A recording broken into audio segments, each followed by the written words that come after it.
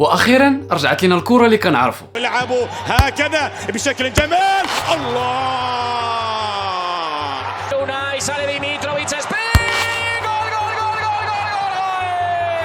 ريال مدريد هذا العام ناويين على الحرب. من بعد الموسم الصفر اللي خرجوا به ذاك العام، مورينيو دابا جا باش يبدل كلشي، وبالدارجه خونا جاي قاد النجوم اللي طغاو. الحقبه الثانيه للمدرب جوزيف مورينيو مع الميرينغي بدات في الماتش الاول اللي سلب الرباح ديال ريال مدريد ب2-1 ضد اسبانيول، وهذه هي التشكيله اللي دخل بها اللي ما كان حتى واحد كيتوقعها. علاش اختار يبدا بهاد اللعابه بالضبط؟ واش هما نيت اللي غيلعب بهم ديما اولا غير كيجرب؟ مرحبا بكم الاصدقاء مره اخرى في قناتكم. ما تنساش تخلي معك واحد الاشتراك في القناه وشي لايك الا جات على خاطرك. كتبوا لي في التعليق شنو هي الحاجه الجديده اللي كتشوفوها التغييرات في الخلفيه. بلا ما نطول عليكم ونبداو على بركه الله. هذا الماتش هو الجوله الثانيه من لا ليغا. الماتش الاول اللي كانوا غادي يلعبوه ضد سوسيداد تاجل. جود بيلينغهام ماركا البيت الاول للميرينغي في الدقيقه 9 براسيه واعره.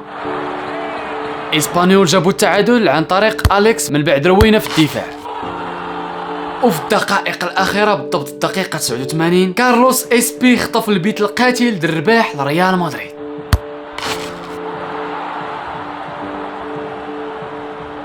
سبيشال 1 دخل بالخطه الكلاسيكيه اللي معروف بها واللي هي 4-4-2 واللي كتقلب في الهجوم وكتولي 4-2-3-1، وهذه هي التشكيله الاساسيه اللي دخل بها. كورتوا في حراسه المرمى، دومفريس، هويسن، كوناتي، الفارو كاريراس في الدفاع، أردا جولر، فالفيردي، برناردو سيلفا وويلينغهام في خط الوسط، امبابي وفينيسيوس جونيور في الهجوم. نبداو باول لاعب اللي هو ابراهيم كوناتي. كوناتي جابتو ريال مدريد في الميركاتو الصيفي ديال 2026. هاد الصفقه اللي دارها فلورنتينو بيريز باش يبني دفاع صحيح وقاصح اللي كيتماشى مع الاسلوب الصارم ديال مورينيو، وباش نيت يسدوا به الثغره اللي عانى منها الفريق في الموسم اللي فات. مورينيو حطو كساروت في الدفاع حيت كوناتي تبارك الله قاصح بدنيا وسريع في التغطيه اللور، وهادو هما المميزات اللي كيموت عليهم سبيشال 1 باش يبني دفاع ديال الحديد. كوناتي دار ماتش كبير وخدا تنقيت ديال 6.97.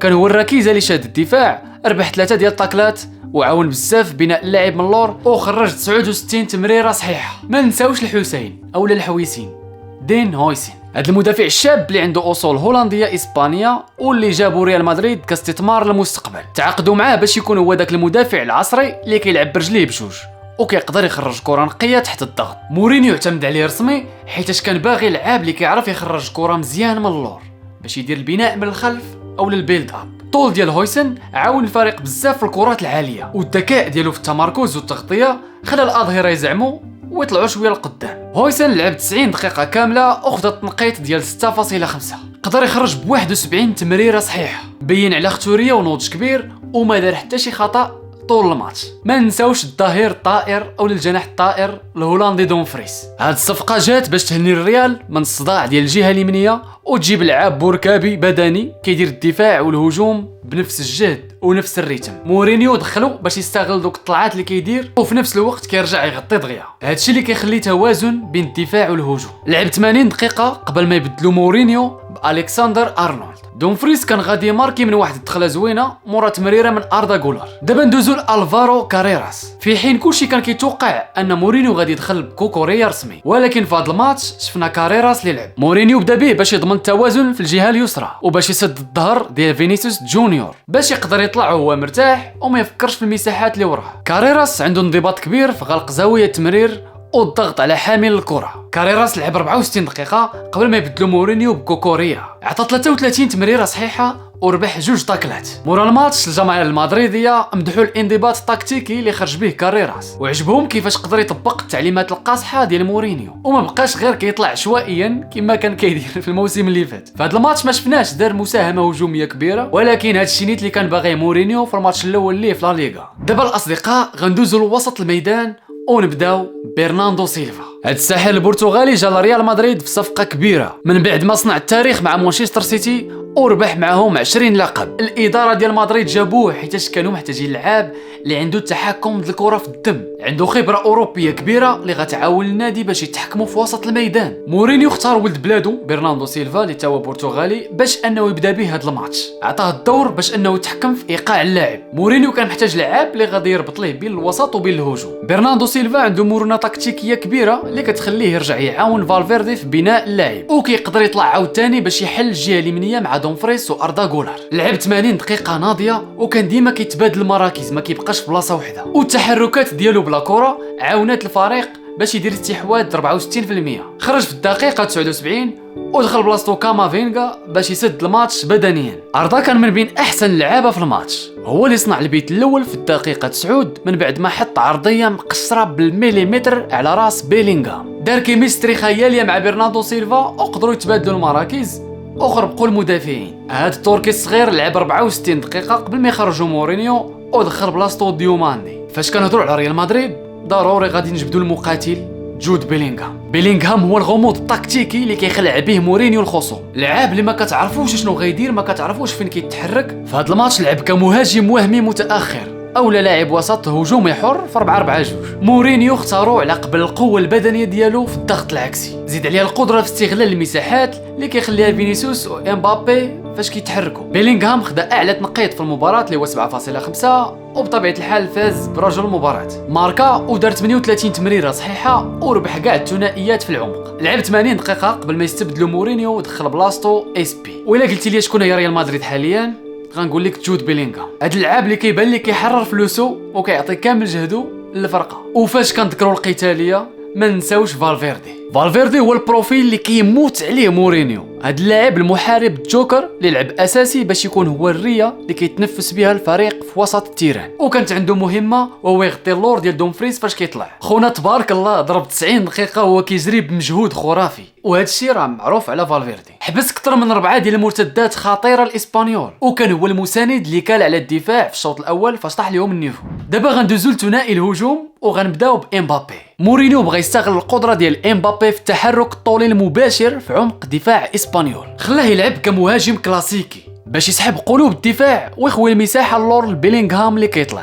كما كتعرفوا على امبابي تبارك الله عنده سرعه انفجاريه هائله ما كايناش عند شي واحد اخر في العالم. هادشي اللي غادي يخلي ريال مدريد يحسموا الماتشات بالتحولات الهجوميه السريعه، الكاونتر اتاكس اللي كيعتمد عليها مورينيو في اسلوبه. في هذا الماتش امبابي لعب كمهاجم صريح وسدد 6 ديال التسديدات كامله على المرمى، حاول يفك الشفره الدفاعيه الاسبانيول وواخا ما ماركاش لعب الدور ديال المهيج التكتيكي، بقى كيتحرك بزاف، خربق المدافعين الاسبانيول وخلى الحريه لبيلينغهام واردا غولار. اما بالنسبه لفينيسيوس الجديد، فينيسيوس اللي بدل علينا الوجه وما بقاش كيتعصب، هو في الصراحه باقي كيتعصب. كما كتعرفوا ان جونيور جدد العقد مع ريال مدريد حتى 2032 بشرط انهم يزيدوا ليه في الصالير. مورينيو صرح قبل المباراه ان فينيسيوس جونيور هو واحد من افضل لاعبي العالم حاليا وضروري خصو يلعب اساسي. بغى يستغلوه باش ديما يحطوه في موقف 1v1 باش يقدر يعزل الظهير المغربي عمر الهلالي اللي كيلعب مع اسبانيول وباش يدمر لهم المنظومه الدفاعيه من الاطراف. فينيسيوس عنده قدره هائله باش يغير الريتم والمراوغه في المساحات الضيقه، وهو اللي كيعطي الحلول الفرديه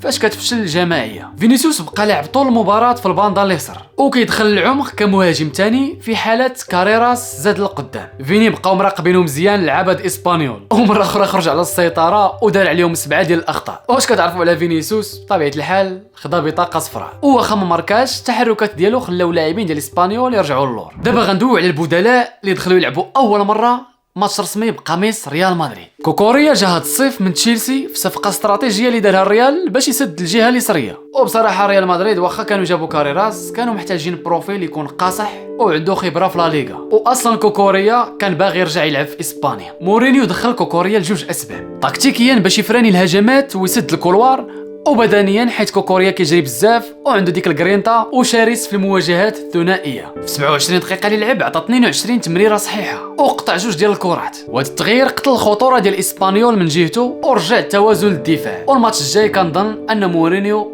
غيبدا بكوكوريا. دابا ندوزو للنجم جديد ديال الفريق اللي جابوه ب 140 مليون يورو، يان ديوماندي. هذا الدري الايفواري الصغير مواليد 2006 اللي ديجا درت لكم عليه فيديو عاودت لكم القصه ديالو، اللي باقي ما تفرج فيها يتفرج فيها. ما بداش الماتش رسمي ولكن دخل في الدقيقه 63 في مكان اردا غولار. مورينيو كان محتاج السرعه المباشره والقدره على الاختراق في ال1v1 باش يحل الدفاع المتكتل ديال اسبانيول، ومن هنا تيستغل العياء ديال المدافعين ويخلق فرص. حتى هو لعب 27 دقيقه وبقى جار الباندا مزيان باش يوسع التيران. هذا التغيير كيبين الجرأة اللي عند مورينيو باش انه يعطي فرصه للعابه الشباب. وكرأي شخصي كنشوف ان هذا الدري الصغير باقي خصو شويه ديال الوقت باش يزيد ينسجم 100% مع التمرير السريع ديال الريال. ودابا غادي نهضروا على بطل السهره الوافد الجديد كارلوس اسبي. هذا المهاجم الاسباني الشاب جا هذا الصيف وجا باش يكون هو الخيار الهجومي ومهاجم صندوق كلاسيكي اللي يقدر يفك الماتشات المعقده. دخلوا مورينيو في الدقيقه 79 في مكان بيلينغهام، يعني قلبها بمهاجم صريح باش يزيد الكثافه في المنطقه 18. وكانت هذه فكره ذكيه من مورينيو ملي شاف ان ديوماندي كيشكل خطوره في الجهه اليمنيه